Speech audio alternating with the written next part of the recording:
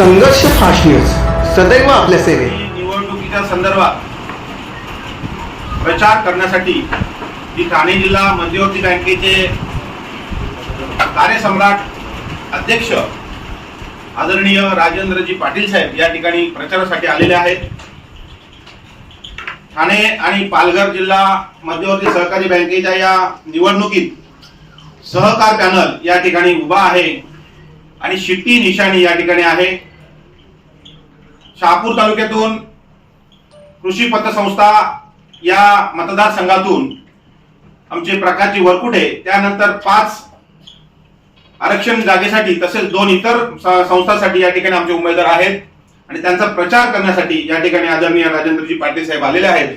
पाटील साहेबांच्या बाबतीत तुम्हाला सर्वांना माहीतच आहे की गेली 9 वर्ष त्यांनी जबरदस्त असं काम या ठिकाणी बँकेत केलेलं आहे आणि दोन्ही जिल्ह्यामध्ये त्यांचं कामाची व्याप्ती आहे। पत्रकारांच्या बाबतीत आज या ठिकाणी आपणास बोलवण्याचं कारण असं की सहकार पॅनल या ठिकाणी निवडणूक उभा आहे आणि कमी वेळात जास्त प्रचार करण्यासाठी नेहमी प्रसिद्धीची गरज असते आणि प्रसिद्धी माध्यम पत्रकार हेच या ठिकाणी चांगल्या पद्धतीने प्रसिद्धी येऊ शकतात आणि म्हणूनच साहेबांशी संवाद साधण्यासाठी आपणास बोलवलं आहे। जिल्हा मध्यवर्ती बँकेची निवडणूक आपण पाहिलं तर सहकार पॅनलला एक चांगलं यश मिळालं आहे। जवळपास 8 उमेदवार हे बिनविरोध आले आणि अशातच शहापूरमध्ये देखील आपला एक उमेदवार आहे, त्याची देखील आता ताकद वाढलेली दिसते आणि आपण त्याच्या प्रचारासाठी शहापुरात दाखल झाला। काय तुम्ही सांगाल संदर्भात? 100% निवडून येणार। शहापूरचा जो शेवटचा प्रकाश वरकटे उमेदवारांचा सहकार पॅनलचा आहे, 100% निवडून येणार। या ठिकाणी पाहिलं तर चर्चा खूप मोठी की भाजप विरुद्ध भाजप हा जिल्ह्याचा एक वेगळाच पॅटर्न तयार झालेला आहे। असं असताना सहकार पॅनलची बाजू मजबूत झालेली काय माहिती का, सहकारामध्ये पक्षावर निवडणूक लढवली जात नाही। स्पष्ट सांगतो, यापूर्वीचा इतिहास बघा, कधी पण म्हणजे खाडेदादांपासून आजपर्यंत आरसी पाटलांपासून आजपर्यंत 2015ची निवडणूक बघा, 9ची निवडणूक बघा, 21ची निवडणूक आणि 26ची निवडणूक आहे। कधी पक्षावर निवडणूक लढवली मला दाखवा। काय पडवा साहेब, कधीच पक्षावर निवडणूक सहकाराच्या लढवलं जात नाही। आता आम्ही 2015ची निवडणूक लढवली ती सहकार पॅनल मधून लढवली। 2015 ते 21 आम्ही त्या ठिकाणी राज्य केलं, ते पक्षावर नाही केलं, सहकारावर केलंय। 2021 ते 26ची निवडणूक जी होती ती सुद्धा आम्ही सहकार पॅनल म्हणून निवडणूक लढवली।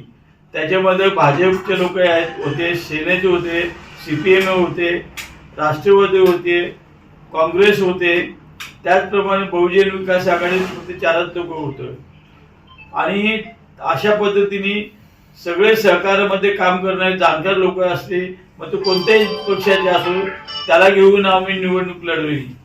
एकदा बँकेमध्ये आम्ही चढलो की आमची पक्षाचे पादत्राणे आम्ही बाहेर ठेवतो, मग आम्ही सहकार म्हणून त्या ठिकाणी काम करतो। त्याच्यानंतर ज्याच्या नाही पक्षाचं काम करावं असं त्याला मुभा असते। पहिल्यांदा असं घडलंय की ही निवडणूक पक्षीय लेवलवर लढवली गेली। आम्ही आमच्या पॅटर्न प्रमाणे आजही आम्ही भाजप, शिंदे गट, राष्ट्रवादी शरद पवार गट, शिवसेना आणि CPM, काँग्रेस सगळ्या पक्षांचे लोक आम्ही आज सहकार पॅनलमध्ये घेतले। त्याच्यामुळे ही पक्षीय निवडणूक आम्ही लढवली नाही, ही पक्षीय निवडणूक परिवर्तित पॅनलने लढवलेली आहे। शहापूरमध्ये तिरंगी लढत होते। खरं बोललं जातं की परिवर्तन आणि सहकार या 2 उमेदवारांमध्ये ही लढाई, त्यामध्ये तिसरा देखील उमेदवार आहे। तुम्हाला काय वाटतं? मी पहिल्यांदाच बोललो की आमचा सहकार पॅनलचा प्रकाश वरकटे 100% निवडून येणार, मला ठाम खात्री आहे। साहेब, बँकेची पुढची ध्येय धोरणं काय आहेत? गेल्या 10 वर्षापासून आपण सत्तेत आहात। चांगला प्रश्न विचारला। अशाच प्रश्नाची अपेक्षा मला होती। बघा, 2017 साली ज्या वेळेला मी बँकेचा अध्यक्ष झालो त्यावेळेला बँकेच्या ठेवी 6500 कोटी होत्या। आज बँकेच्या ठेवी 11942 कोटी आहेत। बँकेचे ठेवी वाढणं म्हणजे सभासदांचा बँकेवर विश्वास वाढलेला याचे धोरण आहे, द्योतक आहे। म्हणजे सभासदांना विश्वास आहे की बँक सुस्थितीत आहे म्हणून सभासद आपल्या ठेवी बँकेत ठेवतात। आज ज्या वेळेला मी 2017ला ज्या वेळेला मी अध्यक्षपदाची सूत्रे हाती घेतली त्यावेळेला बँकेचा प्रॉफिट 135 कोटी होता। आज 190 कोटी आहे. म्हणजे बँकेचा आलेख सतत वाढत आहे.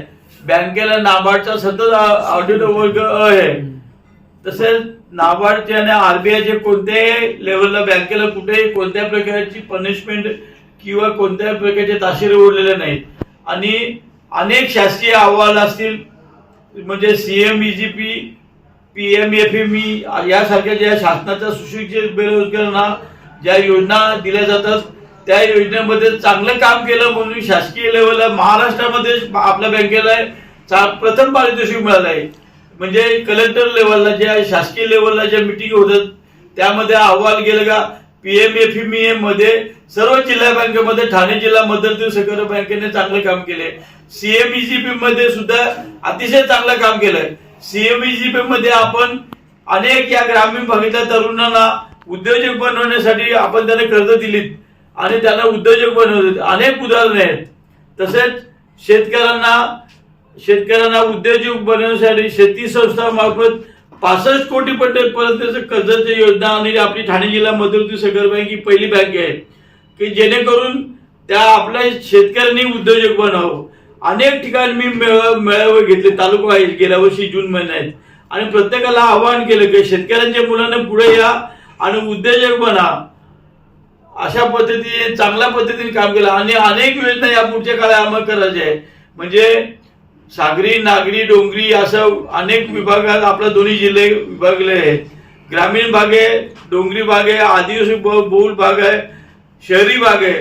शहरामध्ये सेल्फ रिडेव्हलपमेंट जे आहे ते अतिशय जोरात चालू आहे. महाराष्ट्र शासनाची चांगली योजना आहे. आपण तुम्हाला सांगतो अतिशय चांगल्या पद्धतीने ही योजना राबवली आहे. आज डोंबिवलीला शुभदा म्हणून सोसायटी आहे. 2 वर्षापूर्वी आपण त्याला 7 कोटी रुपयाचे कर्ज दिले. आज त्या सोसायटीतले लोक 2 वर्षात बिल्डिंग पूर्ण केली, अतिशय सुसज्ज इमारतीमध्ये राहायला गेलेत आणि पूर्ण कर्ज फेडले आहे 2 वर्ष. अतिशय आदर्श आहे. म्हणजे आपण आपली बँक शासन ज्या ज्या योजना देत त्या योजना चांगल्या आणि प्रभावीपणे राबवतोय. याला चांगलं सरकार म्हणतात. याला चांगलं सरकार म्हणतात. सरकार म्हणजे काय? शासन कशासाठी, संचालक मंडळ कशासाठी असते? शासनाने जे योजना दिल्या त्या बँकेच्या मार्फत लोकांबरोबर पोहोचवण्याचं काम या संचालक मंडळाचे असते. त्या आम्ही गेल्या 10 वर्षांमध्ये प्रभावीपणे राबवलेले आणि म्हणून ते घेऊन आम्ही लोकांपुढे जातोय. म्हणून आमचं फायनल विजन 100%. मी कधीपासून बोलतो का प्रकाश ओरकडे येणार त्याचं कारण काय? ते आम्ही जे 10 वर्षामध्ये केले त्याच्यावर आम्ही मतं मागतो. लोक टीका करू मत, आम्हाला कोणावर टीका करायची नाही. आम्ही केलेल्या कामावर आम्हाला मतं मागले.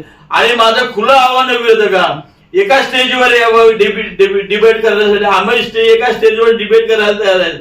समोर डिबेट करायला तयार आहेत. बोला.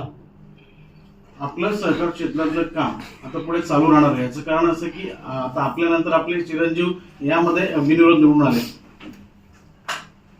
काय माहितीये का, शासनाच्या आरबीआयच्या धोरणाप्रमाणे 10 वर्षाच्या वर राहता येत नाही.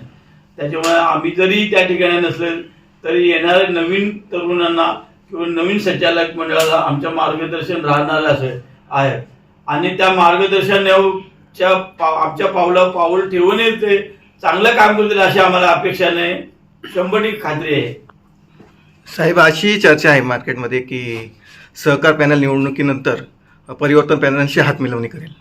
हे बघा, तुम्ही काहीही प्रश्न विचारा, सहकार पॅनलचे स्वतःचे सत्ता आल्यानंतर परिवर्तन पॅनलशी हात मिळवणे करण्याचा प्रश्न येतोच कुठे.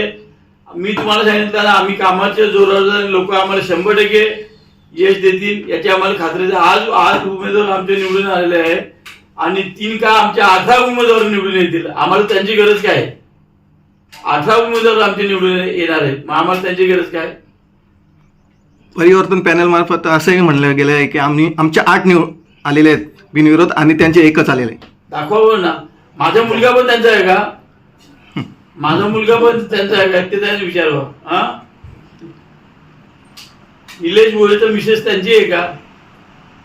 अमित गोळे त्यांचा आहे का? दसुरडे त्यांचा आहे का? हा, राजेश सावळारामचा मुलगा त्यांचा आहे का? हा, अरुण पाटील त्यांचा आहे का? सांगा ना, कोणते नावं घ्या ना, नाव घ्यावी त्यांनी. साहेब, ही जी निवडणूक होते या क्षेत्रामध्ये आपला अनुभव फार मोठा आहे. या निवडणुकीसाठी जे मतदार आहेत त्यांसाठी आपण काय सांगतो? मतदाराने एकच सांगतो की बँक ज्या पद्धती ही बँक खाडेदारांपासून इतिहास आहे या बँकेला. 1958 साली ही बँक स्थापन झाली. खाडेदारांचं नाव आजही बँकेत आहे आणि त्यांचा जो आदर्श आहे तो टिकवण्यासाठी बँकेचं परंपरा ठेवण्यासाठी पूर्ण महाराष्ट्रामध्ये ठाणे जिल्ह्याचं नाव आहे. ठाणे जिल्ह्यामध्ये दुसऱ्या बँकेचं ते अशीच परंपरा ठेवण्यासाठी आणि बँकेचा आलेख उंचावण्यासाठी या बँकेच्या भवितव्यासाठी सहकार पॅनलला निवडून द्या असं मी आवाहन सगळ्या खातेदारांना केलं.